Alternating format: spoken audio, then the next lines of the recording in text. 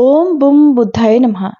प्रिय श्रोताओ, आज बुधवार के दिन सुनिए बुधवार व्रत की संपूर्ण कथाएं। एक समय की बात है कि श्री विष्णु भगवान का विवाह देवी लक्ष्मी जी के साथ निश्चित हो गया। विवाह की तैयारियां होने लगी।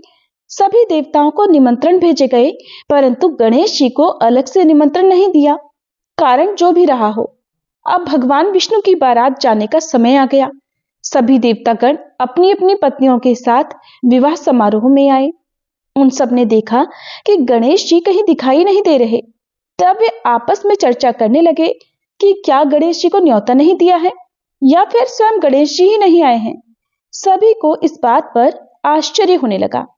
तभी सबने विचार किया कि क्यों ना श्री विष्णु भगवान से ही इसका कारण पूछा जाए। विष्णु भगवान से पूछने पर उन्होंने कहा कि हमने गणेश जी के पिता भोलेनाथ महादेव जी को न्योता भेज दिया है। यदि गणेश जी अपने पिता के साथ आना चाहते तो आ जाते, अलग से न्योता देने की कोई भी आवश्यकता नहीं थी।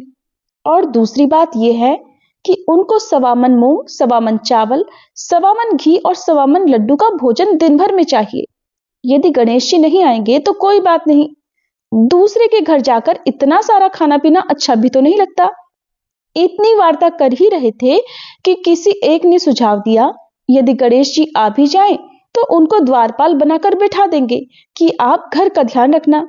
आप तो चूहे पर बैठकर धीरे धीरे चलोगे तो बारात से बहुत पीछे रह जाओगे। सबको ये सुझाव पसंद आ गया। तब विष्णु भगवान ने भी अपनी सहमति दे दी। होना क्या था, इतनी ही देर में गणेश जी भी वहां आ पहुंचे और उन्हें समझा बुझाकर घर की रखवाली करने बैठा दिया। बारात चल पड़ी। तब देवर्षि नारद जी ने देखा कि गणेश जी तो द्वार पर ही बैठे हुए हैं। वे गणेश जी के पास गए और उनके वहां रुकने का कारण पूछा। गणेश जी ने बताया कि विष्णु भगवान ने मेरा बहुत अपमान किया है।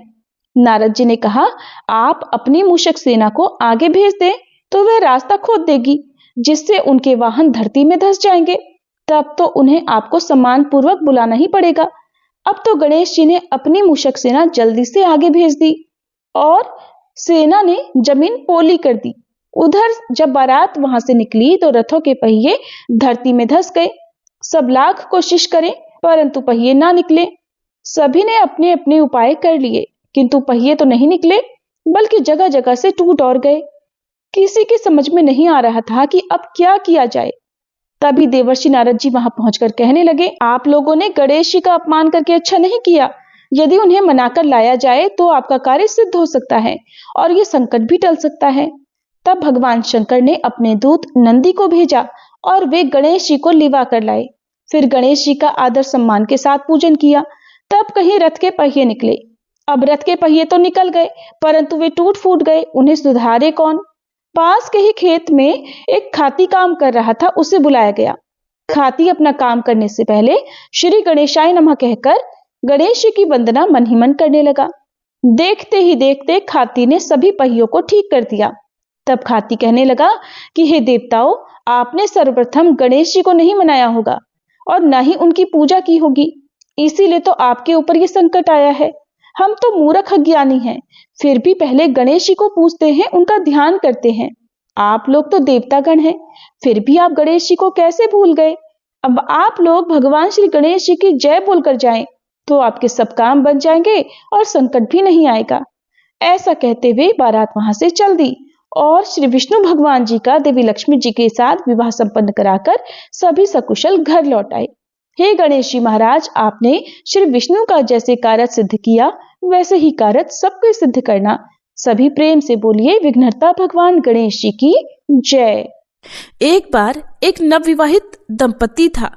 एक दिन रविवार को वह अपनी पत्नी को साथ ले जाने के लिए अपनी ससुराल गया। शादी के बाद यह पहली बार था। ससुराल वालों ने उसका खूब स्वागत किया और उसके लिए तरह तरह के भोजन और अच्छे बिस्तर की व्यवस्था की। उसकी पत्नी की सहेलियों ने उससे मजाक किया। उसने उनके मजाक और बातचीत का आनंद लिया। अपनी पत्नी के छोटे भाई बहनों द्वारा दी गई मेहमान नवाजी का आनंद लेते हुए वह बाहरी दुनिया को भूल गया। सोमवार और मंगलवार उसने अन्य कार्यों में बिताए। अब बुधवार था। उसने अपनी सास से कहा, सासू माँ, आज मुझे एक जरूरी काम है। आप अपनी बेटी को मेरे साथ तुरंत भेज दीजिए। तब सासू माँ ने कहा, लेकिन आज तो बुधवार है और बुधवार को कन्याओं को ससुराल भेजना शुभ नहीं होता। ससुराल में बेटियों को भेजना इस दिन अशुभ माना जाता है, इसलिए आज मैं अपनी बेटी को नहीं भेजूंगी। मुझे बुध की कोई परवाह नहीं, वो मुझे कोई नुकसान नहीं पहुंचा सकता। बुधवार मेरे जैसे व्यापारियों के लिए बहुत शुभ होता है।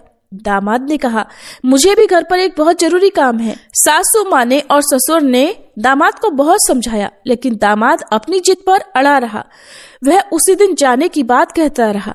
ससुराल वालों ने उसका मिजाज भांप लिया और अपनी बेटी को उसके साथ भेजने के लिए उन्हें मजबूर होना पड़ा। तब उन्होंने दंपत्ति के लिए एक रथ का इंतजाम किया। वे दोनों पति पत्नी उस रथ में बैठकर एक कस्बे के पास पहुंचे। तब रास्ते में लड़की को प्यास लगी। उसने अपने पति से कहा, मुझे बहुत जोर से प्यास लगी है, कृपया मेरे लिए थोड़ा पानी का इंतजाम कीजिए। पति मान गया और कस्बे की ओर चल पड़ा। उसके पति से मिलता जुलता एक और युवक उसके लिए पानी लेकर आया। लड़की दोनों में कोई फर्क नहीं कर पाई। उसने उसे अपना पति समझ लिया और उससे खूब बातें की। इसी बीच में उसका असली पति वहां आ गया और वह अपनी पत्नी को किसी और से बातें करते और मजाक करते देखकर हैरान रह गया। वह उसके इस व्यवहार से नाराज हो गया। पत्नी भी अपने पति जैसे दिखने वाले दूसरे व्यक्ति को हाथ में पानी का घड़ा लिए देखकर हैरान रह गई। इतनी ही देर में वे दोनों एक जैसी शक्ल वाले पुरुष आपस में झगड़ा करने लगे। उस महिला को अपनी पत्नी बताने लगे। संयोग से एक कोतवाल वहां आया और वह सारा मामला जानना चाहता था। उसने महिला से पूछा, तुम्हारा असली पति कौन है, तुम ही बताओ। महिला ने कहा, मैं तो खुद दुविधा में पड़ गई हूँ। ये दोनों तो एक दूसरे की तरह दिखते हैं। असली पति को अब बहुत दुख हुआ। उसे अपनी सास की बातें याद आ गई। कोतवाल उन्हें राजा के पास लेकर गया और सारी कहानी बताई। सुनकर राजा ने अपने मंत्री को न्याय करने का आदेश दिया। मंत्री ने कोतवाल से कहा, शाम हो चुकी है, इन सबको अलग अलग कोठरियों में बंद कर दो। रात भर कड़ी निगरानी रखो, मैं कल फैसला सुनाऊंगा। अब तो तीनों को अलग अलग कोठरियों में बंद कर दिया गया। रात का घना कोठर था। पहरेदार गहरी नींद में सो रहा था। असली पति बहुत बेचैन था। उसे पछतावा हो रहा था। उसने बड़ी जोर से कहा, मैं अपने अहंकार और ससुराल वालों की अवज्ञा के कारण ही आज ये दुख भोग रहा हूँ। हे बुद्धदेव, हे भगवान, मुझे इस बार क्षमा कर दो। पहरेदार उसकी इस सारी बातों को सुन रहे थे। अगली सुबह मंत्री ने पहरेदारों को बुलवाया। पहरेदारों ने उन दोनों युवकों में से एक युवक के व्यवहार के बारे में बताया। मंत्री ने कहा, जिस व्यक्ति को रात भर बेचैनी रही वही इस महिला का असली पति है और उसकी पत्नी को उसे सौंप दिया जाना चाहिए। वहीं दूसरा पुरुष जो रात भर चैन से सोता रहा वह असली पति नहीं है। अब इस प्रकार से उन दोनों पति पत्नी को कोठरी से बाहर कर दिया गया। उन्हें सम्मान के साथ विदा कर दिया गया। पहरेदार जब दूसरे युवक के पास गए तो बाहर से ताला लगा होने के बावजूद उसकी कोठरी भीतर से खाली थी। उन्होंने यह बात जाकर मंत्री को बताई। मंत्री ये जानकर हैरान रह गए कि कोठरी बाहर से ताला लगे होने के बावजूद भी भीतर खाली थी, अंदर कोई नहीं था। तब वे वरिष्ठ मंत्री के पास गए और उन्हें पूरी बात बताई। वरिष्ठ मंत्री मुस्कुराए और बोले कि लापता कैदी बुधदेव है। बुध बुधवार को शासन करते हैं। इस व्यक्ति ने बुध के अधिकार को चुनौती दी थी। बुधदेव को बुरा लगा, इसलिए उन्होंने सबक सिखाने के लिए उसके पति का वेश धारण कर लिया। आज गुरुवार है, बृहस्पति गुरुवार को शासन करते हैं। बुध ठीक सूर्योदय के समय गायब हो गए, इसलिए डरो मत, पहरेदारों की इसमें कोई गलती नहीं है। अब राजा अपने मंत्री के फैसले से प्रसन्न थे। उधर पति पत्नी दोनों घर पहुंचे और जाकर उन्होंने अपने प्रियजनों को पूरी बात बताई। तब से वे दोनों पति पत्नी परिवार सहित बुधदेव की पूजा अर्चना और व्रत करके कहानी का श्रवण करने लगे। आप सब भी प्रेम से बोलिए, बुध देवता की जय। अगर कोई व्रत की कथा सुने और लपसी तपसी की कहानी ना सुने तो व्रत कथा का पुण्य पूरा नहीं मिलता। इसलिए आप सुनिए लपसी और तपसी की कहानी। एक बार एक लपसी था, एक तपसी था। तपसी हमेशा भगवान की तपस्या में लीन रहता था। लपसी रोजाना सवा सेर की लापसी बनाकर भगवान को भोग लगाकर जीम लेता था। एक दिन वे दोनों आपस में झगड़ा करने लगे। तपसी बोला, मैं रोज भगवान की तपस्या करता हूँ इसलिए मैं बड़ा हूँ। लपसी बोला, मैं रोज भगवान को सवा सेर लापसी का भोग लगाता हूँ इसलिए मैं बड़ा हूँ। नारद जी वहां से गुजर रहे थे। दोनों को झगड़ा करता देख उनसे पूछा कि तुम दोनों झगड़ा क्यों कर रहे हो। तब लपसी ने खुद को बड़ा होने का कारण बताया और तपसी ने भी खुद को बड़ा होने का कारण नारद जी को बताया। सुनकर नारद जी बोले, तुम्हारा फैसला तो मैं कर दूंगा। दूसरे दिन लपसी और तपसी स्नान कर अपनी रोज की भक्ति करने आए तो नारद जी ने छुपकर 1.25 करोड़ की एक एक अंगूठी उन दोनों के आगे रख दी। तपसी की नजर जब अंगूठी पर पड़ी तो उसने चुपचाप अंगूठी उठाकर अपने नीचे दबा ली। उधर लपसी की नजर भी अंगूठी पर पड़ी लेकिन उसने ध्यान नहीं दिया और भगवान को भोग लगाकर लापसी खाने लगा।